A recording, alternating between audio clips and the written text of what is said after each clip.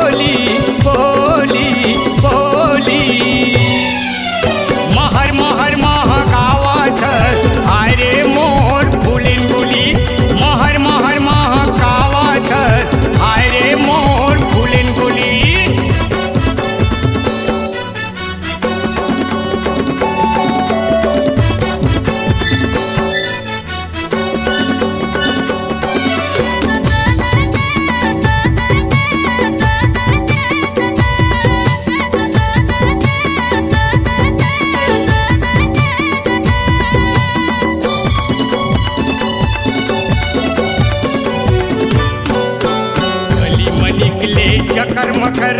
चूंदीला बिगिरा के कापा बेटे रानी रे वैष्णो के जिला जला के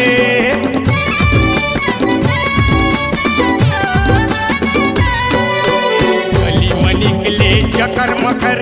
चूंदीला बिगिरा के कापा बेटे रानी रे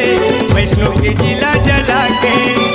कापा बेटे रानी रे वैष्णो के जिला जला के कापा बेटे रानी रे वैष्णो के जिला जला के कन्हैया चका के रंग थे कन्हैया चका के रंग थे किसलत है तोरी चोली चोली चोली महर महर महकावा थ आय रे मोर फूलन गोली महर महर महकावा थ आय रे मोर फूलन गोली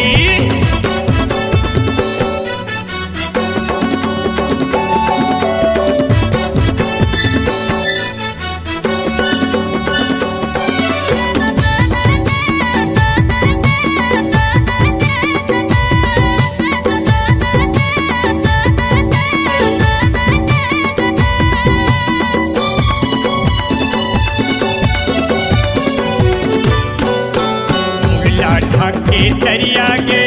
मन भर तय नहाए अकेले अकेले गए तय रानी मुहनल नहीं बताए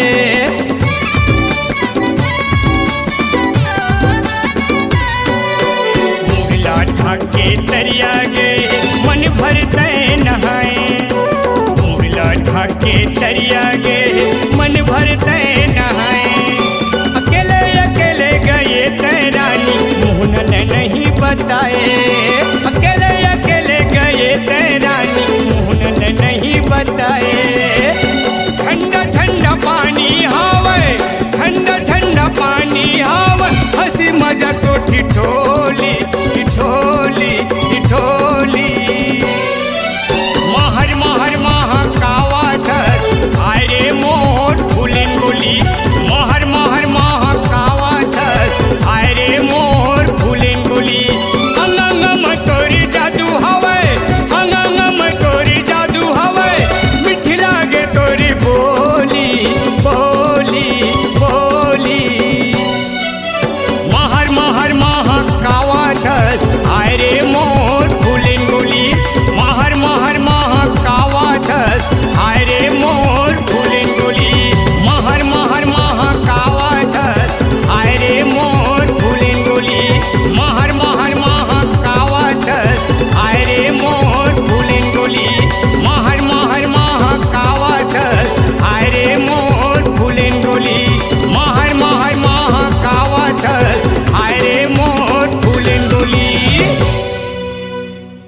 अगर आप अपनी आवाज को एक नया आयाम देना चाहते हैं तो चले आइए मल्टी ट्रैक डिजिटल रिकॉर्डिंग के लिए संपर्क करें HK म्यूजिक कंपनी, कोटा डबरी, चांपा, छत्तीसगढ़। मोबाइल नंबर है 9329238487